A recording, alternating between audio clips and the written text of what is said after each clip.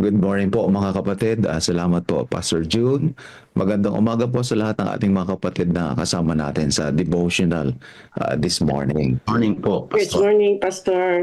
Nawa po ang ating panahon na magkakasama ay maging pagpapala sa inyo at makapagdulot ng mga makalangit na mga pagninilay. Bilang pasimula ay gusto ko pong basahin sa inyo ang dalawang paragraph na ini-assign sa akin for us to be reflecting upon this morning. Ito po ay nasa Review and Herald, May 16, 1882. Ito po ang sabi doon. The very same language is used concerning the Sabbath as in the law of tithe. The seventh day is the Sabbath of the Lord thy God, and man has no right nor power to substitute the first day for the seventh. He may pretend to do this. Nevertheless, the foundation of God stands sure. The customs and teachings of men will not lessen the claims of the divine law.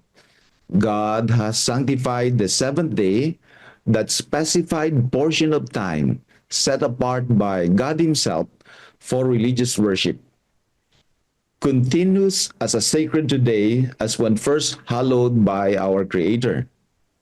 In like manner, a tithe of our income is holy unto the Lord. The New Testament does not reenact the law of tithe, as does not that of the Sabbath. For the validity of both is assumed, and their deep spiritual import explained. While we as people are seeking faithfully to give to God the time which He has reserved as His own, shall we not also render to Him that portion of our means which He claims? Dito po sa ating binasa this morning mga kapatid, ay inilaan ng ating Panginoong Diyos ang panahon at ang ating mga kakayanan para sa Kanya. Inihalintulad ang Sabbath sa ikapo. At dahil dito, ang Sabbath is used as a symbol of God's stewardship entrusted to each one of us. Kung paanong ang ikapo ay bahagi ng Diyos sa ating mga income o sa ating mga increases, ang Sabbath din ay bahagi ng ating Panginoong Diyos sa ating mga panahon linggo-linggo. Ang bagay na ito ay pagpapakita ng kabanalan ng ikapo at ang kabanalan ng mga oras ng araw ng Sabat na itinalaga ng Diyos para sa Kanya. At kapag ka ating kinilala ang kabanalan ng ikapo at saka ang kabanalan ng Sabat, ay dumadaloy din dito ang maliwanag na pagpapala na kaakibat na ipinangako ng ating Panginoong Diyos. Ang mga bagay na banal mga kapatid, mapapansin nyo, no, yung holy things or divine things ay mga bagay na hindi nanggaling sa ating mga sarili. Lahat ng bagay na banal, ang kabanalan ay galing sa Diyos. Kaya merong banal na salita, banal na aklat, banal na dako, may banal na lugar, may banal na pananalapi, may banal na oras. Sa Old Testament at saka sa New Testament, anumang mga bagay na banal ay nakapaloob sa ating Panginoong Diyos. At kapag kabanal ay itinatalaga sa ating Panginoong Diyos. Yung Sabat pala mga kapatid, ang turing, sabi ni Mrs. White dito sa binasa natin sa Review and Herald, kung paanong ang ikapo ay ini-reserve ng ating Panginoon na banal para sa Kanya. Ang Sabat din ay ini-reserve ng ating Panginoon ang mga oras na ito na banal para din sa ating Panginoong Diyos. Therefore, ang mga oras ng Sabat, kung paanong ang ating mga ikapo, ito ay it belongs to God and God alone. Ang mga oras ng Sabat, it does not belong to us anymore. And you know that already mga minamahal na mga kapatid. Ang ibig sabihin, kailangan na sa panahon ng araw ng Sabat o sa mga oras ng Sabbath, we must be very intentional na yung ating mga activities, kagaya ng sinabi sa Isaiah chapter 58, beginning verse 8, onward to verse 13, yung ating paglakad, yung ating pag-iisip, yung ating mga ginagawa, we will have to be very, very careful to be intentional. Because, mga kapatid, I've been pastoring for like a quarter of a century. Napansin ko yung usapan sa likod ng simbahan, sa parking, yung sa mga gilid ng simbahan, sa mga gilid ng mga kotse, at kapag pauwi na, yung mga oras at panahon March pa rin ng 12, Sabat, his maaaring bago stirring. pumasok sa church, or pagkalabas sa church, or sa panahon ng mga potlucks natin, o yung mga in-betweens na mga panahon ng ating mga Sabbath gatherings, mga kapatid. Kadalasan, ang napapansin ko ay hindi na intentional din yung ating conversation at yung focus. Nauuwi na sa mga usapan na hindi na nakapaloob sa mga bagay ng kabanalan. And that, mga kapatid, we should intentionally avoid. Una, yung conversations. Number two, yung ating mga ginagawa. Kadalasan, ang modern Adventist ay hindi na niya tinitiyak ang pag-iwas sa mga bagay na hindi banal intentionally kapag kaaraw ng Sabat, kagaya ng pagbili, pagkain sa labas, maliit o malaki, kapag ka hindi pinaghandaan ay naghahatid sa atin upang ma-desecrate din ang araw ng Sabat. Pangatlo ay yung ating digital exposure. Bagaman nakakatulong na kagaya nito, mayroong mga online meetings at we have access on online lectures and gatherings, especially on a Sabbath, mga kapatid, no? Either via Facebook o di ka naman via Zoom or YouTube. Ngunit kadalasan napapansin ko din, hindi na lang mga bata din ang gumon na gumon sa kanilang mga cellphone. Pati na din yung mga hindi na mga bata, pati mga matatanda, pati na yung mga young adults natin, young families, parang ang focus na.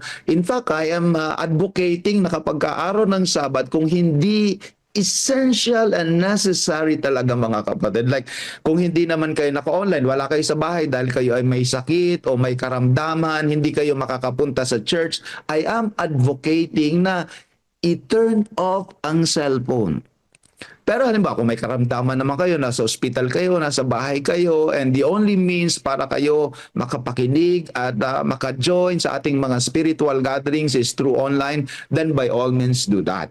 Pero on a normal setting, mga kapatid, napansin na din yan ng mga pag-aaral, yung napakarami ng studies na yung ating pagkagumon sa mga online platforms, lalo na sa ating cellphone, mga social media, Instagrams, Netflix, Facebook. Bagaman meron nga din ditong mga spiritual things, pero if we are not careful, kahit araw ng Sabat, ay hindi na natin nalalagyan ng boundary. Kaya makikita mo, ang daming mga tao aligaga. Yung kahit na araw ng Sabat, they are not trusted, anxious. Yung parang meron kaming kasabihan dito sa Singapore, they could not tahan. Yung bang parang hindi sila maka-relax ng ganyan. Kasi siyempre, yung ating mga social media, yung cellphone natin, maya-maya tumutunog, yung anxiety level mo, kahit araw ng Sabat, mataas pa rin. I am advocating kapag hindi naman matter of extreme necessity or emergency yung ating cellphone, mga kapatid, papahingahin din natin.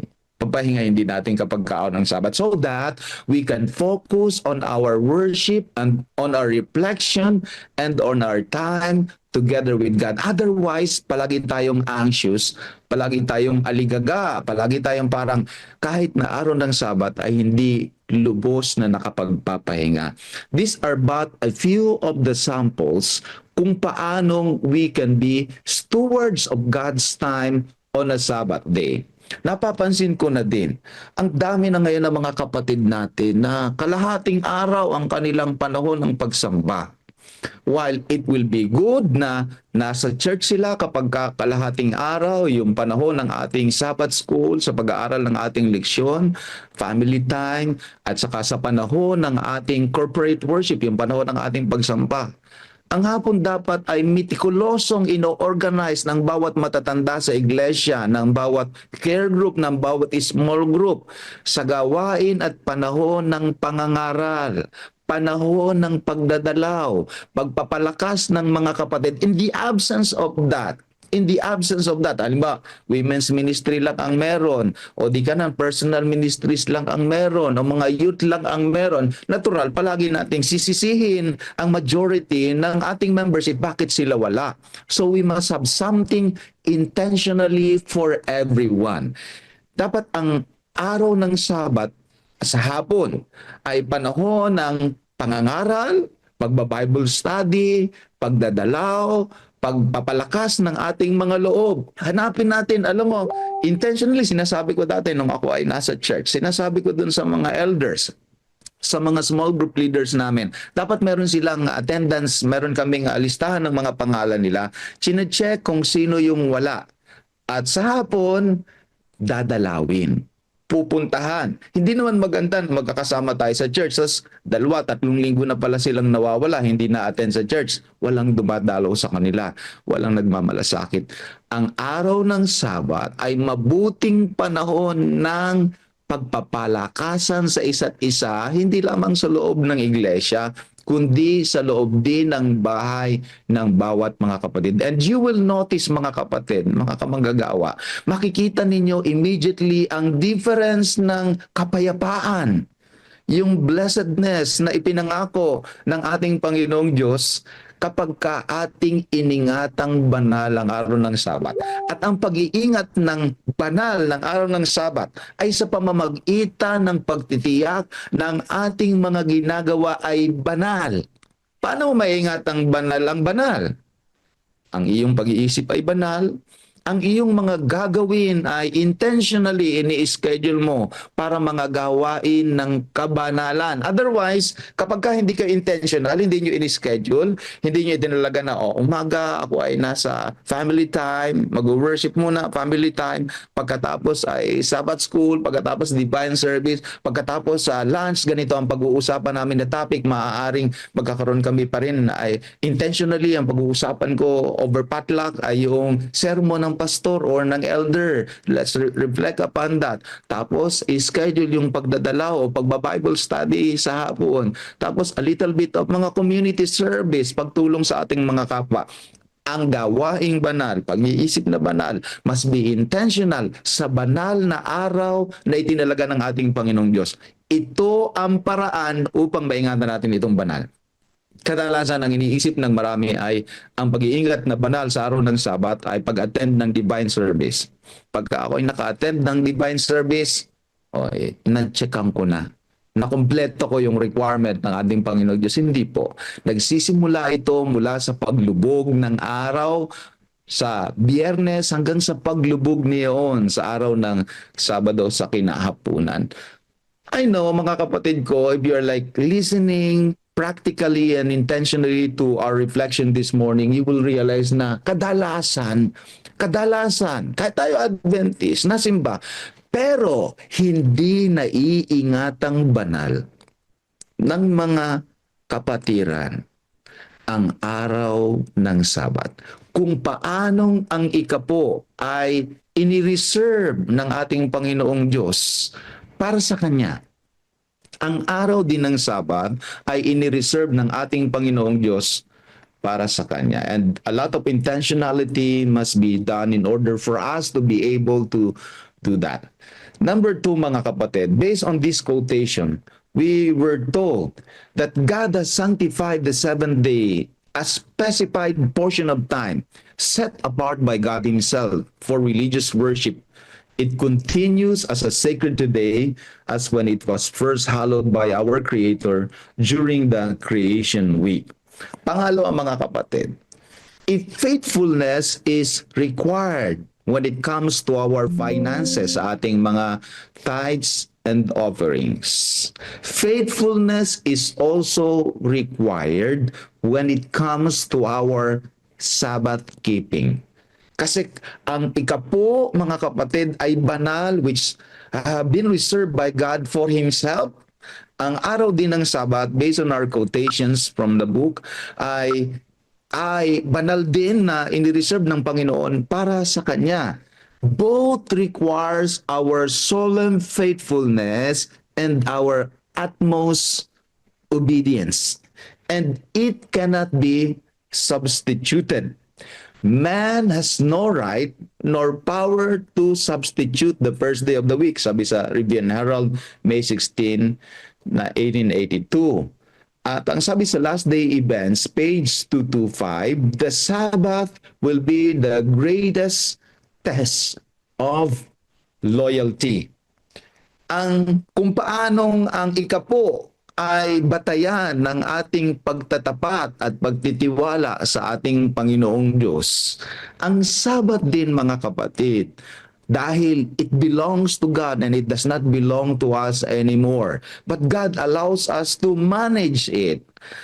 Ito ay batayan ng ating faithfulness and trust sa ating Panginoong Diyos. Now I do understand. Mga kapatid. I am very much aware sa challenges, lalo na sa mga kapatid na kailangan or nire-require ng kanilang mga employer na magtrabaho kapag araw ng Sabat.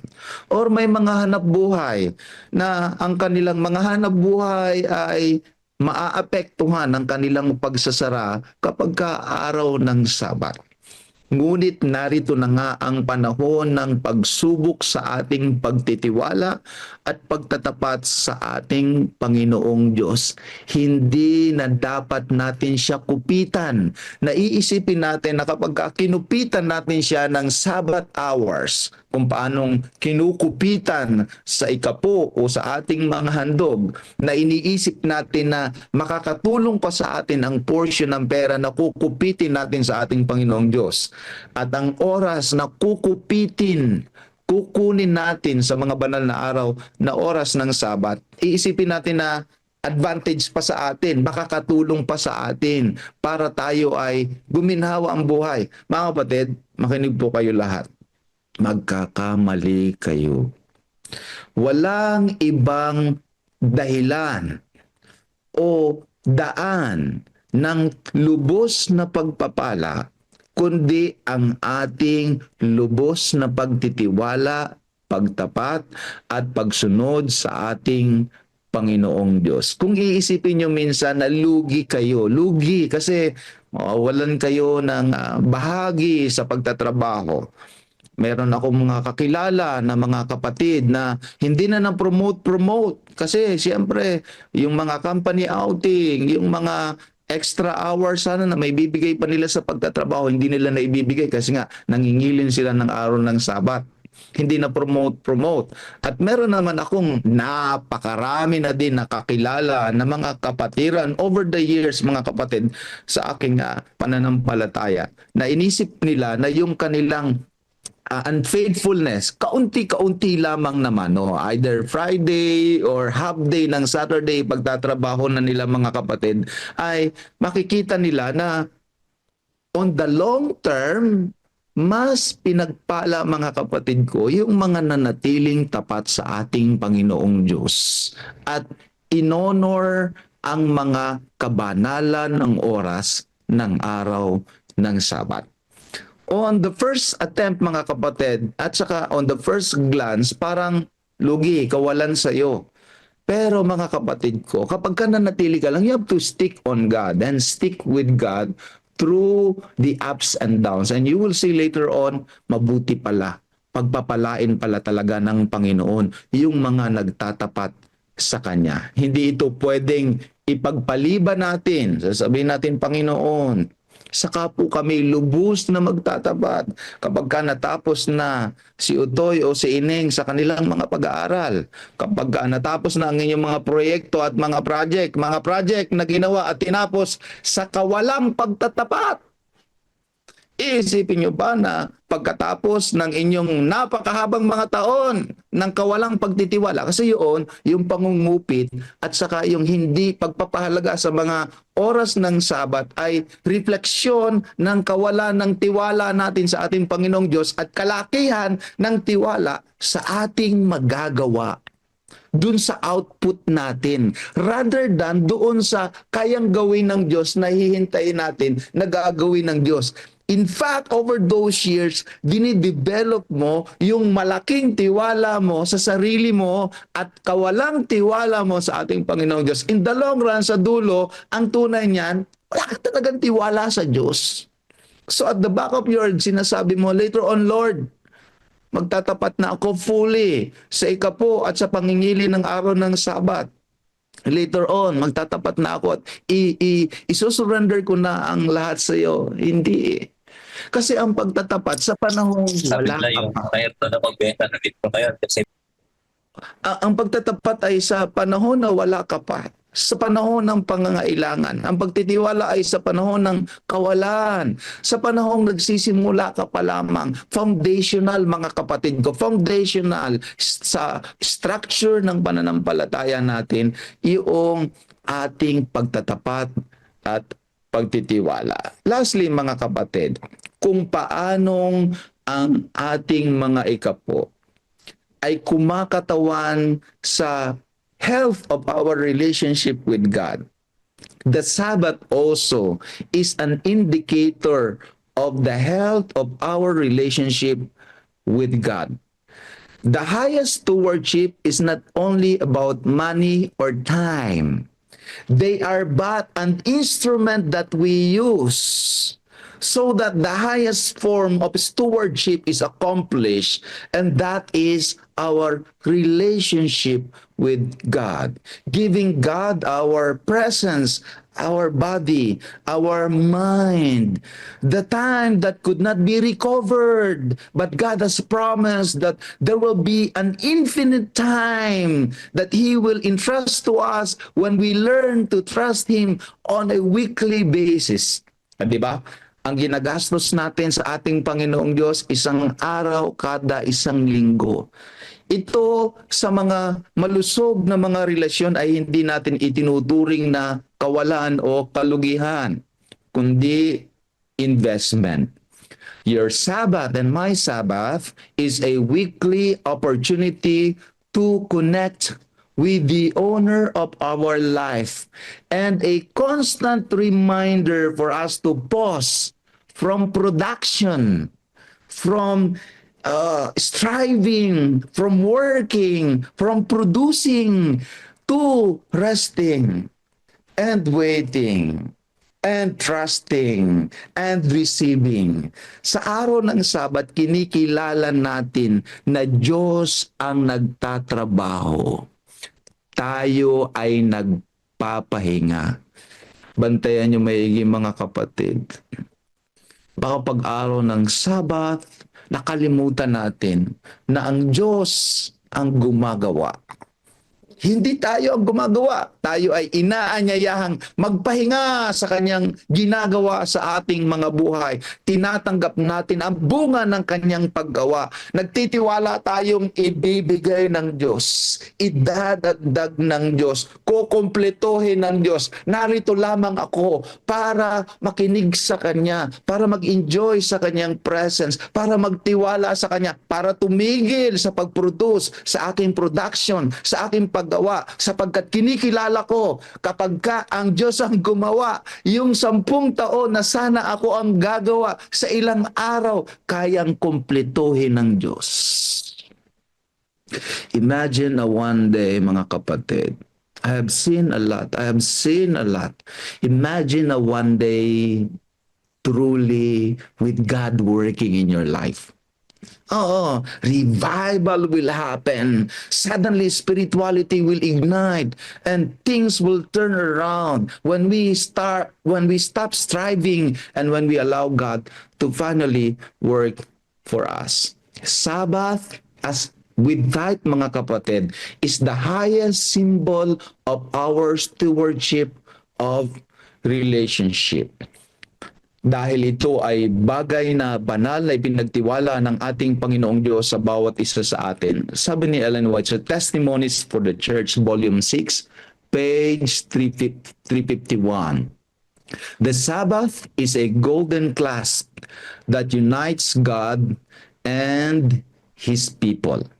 Yun daw araw ng Sabat, mga kapatid, ay kagaya ng isang banal na nagtatali sa atin sa Diyos upang kung magkagayon, madamay tayo, maging kabahagi tayo ng kanyang kabanalan. Mag-iingat kayo, mga kapatid, talaga. Kasi nakita ko na ang danger sa mga Adventist.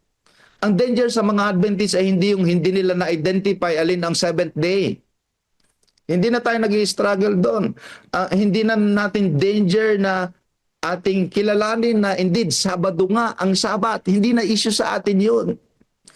Hindi na issue sa atin, mga kapatid, hindi na debate sa atin na nananatili pa ba na dapat ingatan ng araw ng Sabat? Perpetual ba ito? Hindi na issue, alam natin, umiiral pa ito hanggang ngayon. Ang issue na sa atin ngayon na dapat nating ingatan, na tumanggap na Sabat is indeed perpetual, that indeed Sabat is Saturday, the 7th-day Sabat, the Sabat is still a sign of God to His people. Alam natin, the Sabat is holy. Ang danger na sa atin ngayon na na-identify na sa kalendaryo, oo nga, Sabado ang Sabat. Ang danger ay ingatang banal. Mag-ingat kayo. Hindi ibig sabihin na alam ko ang 7th day, Sabado talaga yan. Alam ko talaga nananatili yan hanggang new heaven and new earth. Alam mo nga. Pero ngayon alam mo na, ang utos diyan ay hindi lamang basta alamin. Ang utos diyan ay alalahanin mo ang araw ng Sabat upang ingatang banal. Yun ang utos. O di alam na natin kapag Sabado, talagang Sabat ito. Pero kadalasan yan tayo babanatan ng kaaway, mga kapatid, paulit-ulit. At akala natin, porke tayo ay pumunta sa church kapag araw ng Sabat, yun na ang paraan ng pag-iingat na banal. Kabahagi iyon ng pag-iingat na iyon na banal. Talagang kailangang pumunta sa ating church at tayo ay sumamba. Ngunit ito ay 24 hours na iingatan nating banal.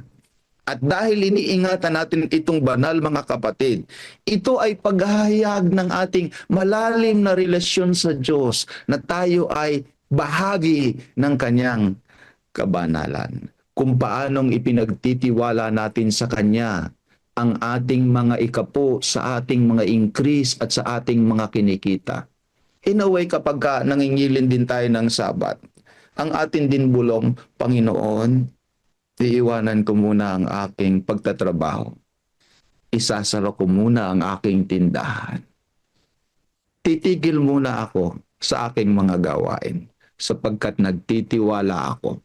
Pag hindi ako gumagawa, patuloy kang gumagawa. Yung kulang ko'y iyong pupunuan. Yung mga bagay na ititigil ko ay hindi ko kalugihan sapagkat ikaw ang magpupuno. Ikaw ang magbibigay ng mga bagay na sa wari ko'y kukulangin ako dahil pinararangalan kita. Mga kapatid, anyayahan ko kayo lahat, subukan niyong magtiwala sa Diyos. Subukan niyo lang. Subukan niyo lang. Subukan nyo. Subukin nyo ang Panginoon. Kung paano sinabi doon sa Malakias tungkol sa ikapo, sa pangingilin din ng araw ng Sabat, subukin nyo ang Panginoon.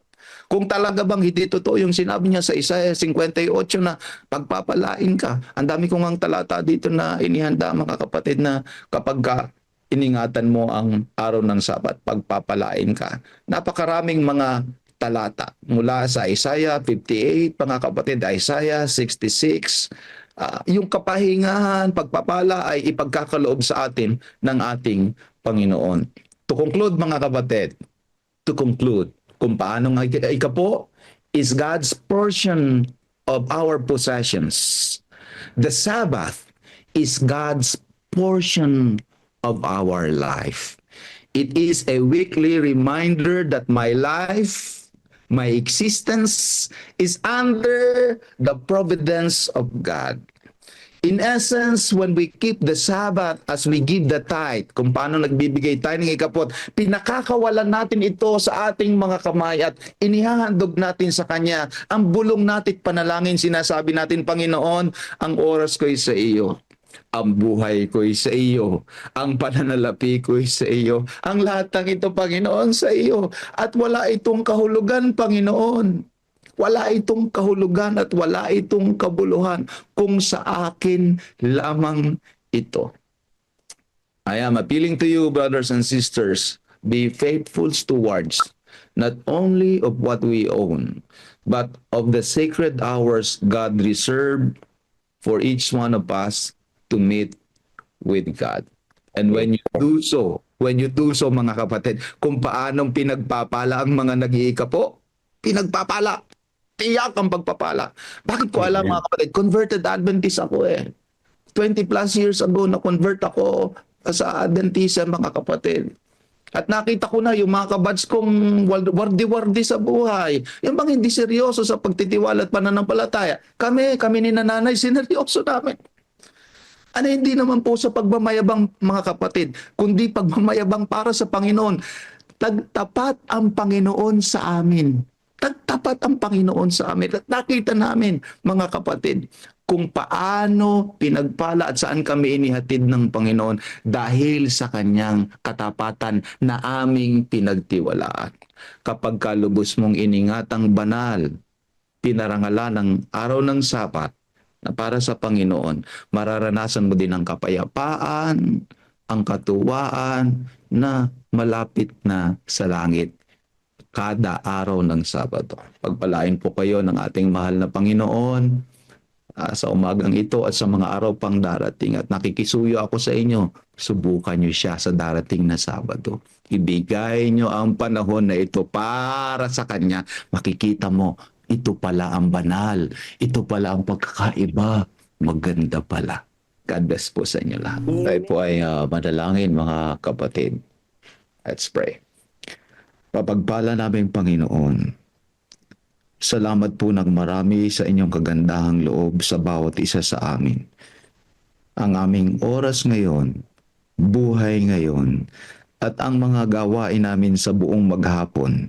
Yes po. Dahil sa inyong biyaya, kalakasan, at kagandahang loob.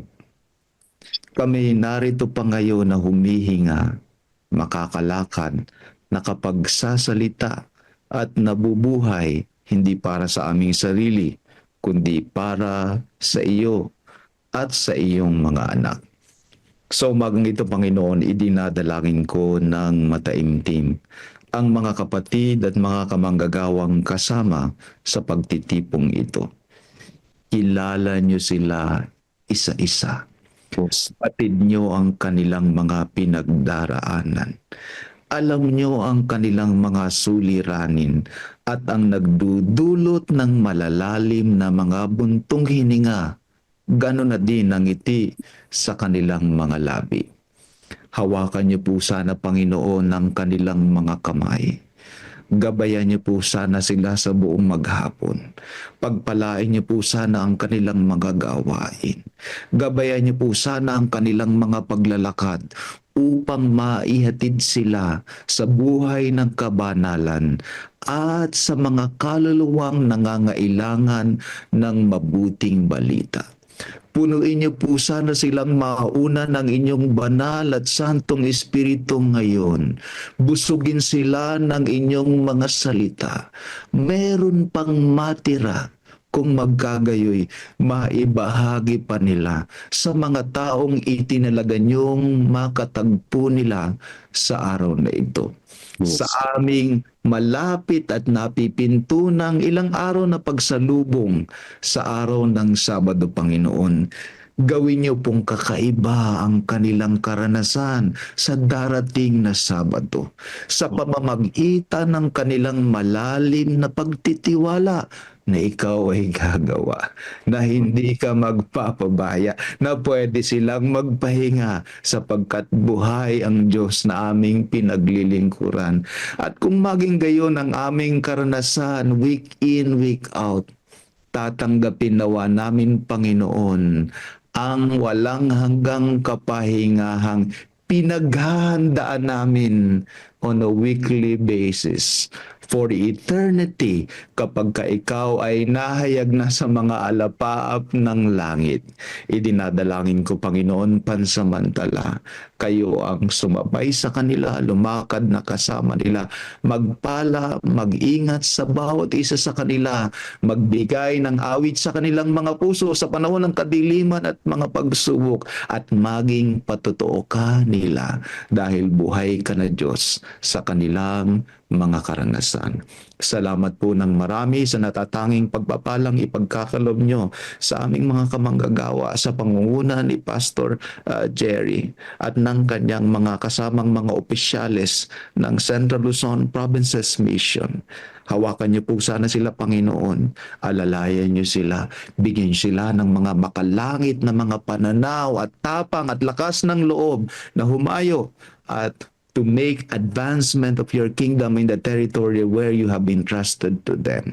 Salamat po ng marami sapagkat dinirinig niyo ang aming mga panalangin higit sa aming mga hinihiling at inaasahan, kundi ayon sa kalakihan ng iyong awa at ng iyong kayamanan. Ito po ay idinadalangin namin sa pangalan ng aming Panginoong Jesus. Amen. Amen. Amen. Amen. Amen.